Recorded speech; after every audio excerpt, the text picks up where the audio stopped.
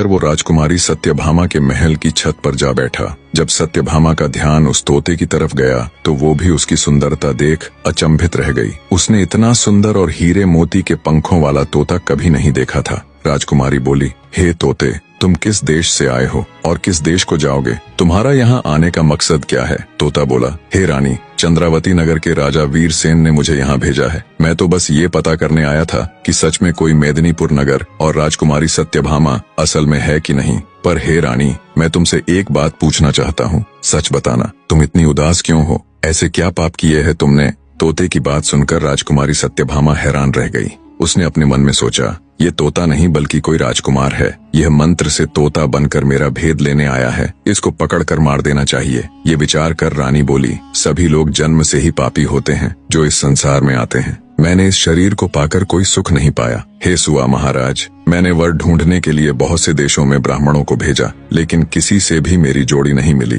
राजकुमारी की बात सुन तोता बोला, हे राजकुमारी, जैसी तुम सुंदर और आकर्षक हो वैसे ही मेरे राजा हैं। विधाता ने तुम दोनों की जोड़ी बनाई है, इसलिए तुम मेरे साथ चलो। राजकुमारी सत्यभामा तोते की बात सुन बोली, हे तोते, तुम ठीक कह रहे हो। मुझे तुम्हारी बात पर विश्वास है। विधाता ने कृपा की जो तुमने मुझे दर्शन दिए। अब तुम हमारे पास आओ और बताओ वह राजा कौन है और कहाँ रहता है। मेरी अंगूठी ले जाओ और उससे मेरा विवाह कराओ। मैं उनकी दासी बनकर जन्म जन्म उनके दर्शन करती रहूंगी। तोता बोला, मैं तेरे पास नहीं आऊंगा। तू एक मक्कार स्त्री है। सुना है तू बहला फुसलाकर कैद में डाल देती है। राजकुमारी बोली, मैं बिल्कुल सच कह रही हूँ। मैं तुम्हारे साथ चलने को तैयार हूँ। वो ऊपर वाला साक्षी है। तुम मेरे पास आ जाओ, मैं तुम्हारी मेहमान नवाजी करूंगी। तुम मुझसे क्यों डर रहे हो? मुझे दासी बनाकर अपने साथ ले चलना। राजकुमारी के वचन सुनकर तोते को विश्वास हो गया। वो उड़कर उसके पास चला गया। राजकुमारी ने तुरंत उस तोते को पकड़ लिया और कपट्टी मुस्कान के साथ बोली, हे दासी, जल्दी से छुरी लाओ और इसका सिर काट दो।